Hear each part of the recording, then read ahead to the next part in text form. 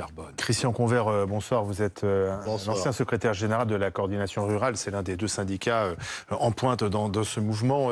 L'invité de Marion Roussel parlait d'un agriculteur qui se serait suicidé Oui. dans cette crise sanitaire. Vous avez des précisions ?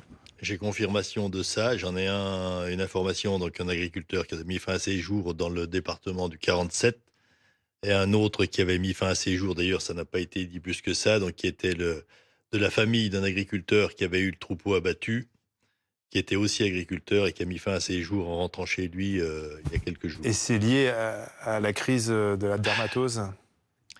C'est lié au contexte. Alors, c'est sûr que quand ça vous arrive sur un truc de dermatose, si c'est de la famille proche ou si c'est vous directement, je pense qu'on a déjà évité quand même par l'accompagnement une ou deux situations de ce type-là.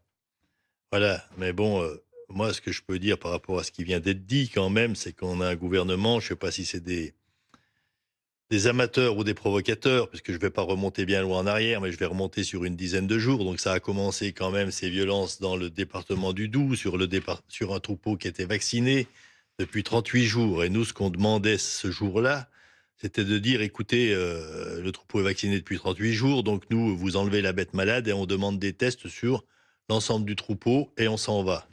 On a dit ça aux forces de l'ordre qui ont dit, c'est assez logique ce que vous demandez. Donc on a eu un refus et il y a eu cette première confrontation.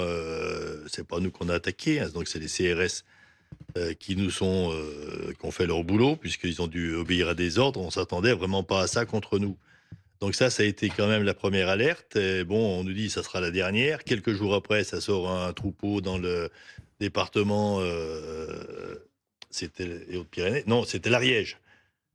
Et alors là, c'est le déchaînement total. 200 bêtes, on redemande exactement la même chose. C'était déjà la même chose qu'on demandait au mois de juillet, de dire, écoutez, il y a une bête qui est positive, on vous demande de tester les 199 autres pour qu'on ait quand même un recul de vision. Les tests qui ne sont pas toujours très fiables. Oui, mais quand même. On peut avoir cette maladie du côté des bêtes sans symptômes. Bon, je ne sais pas quel pourcentage, mais si on en teste 200, ça donne quand même une indication.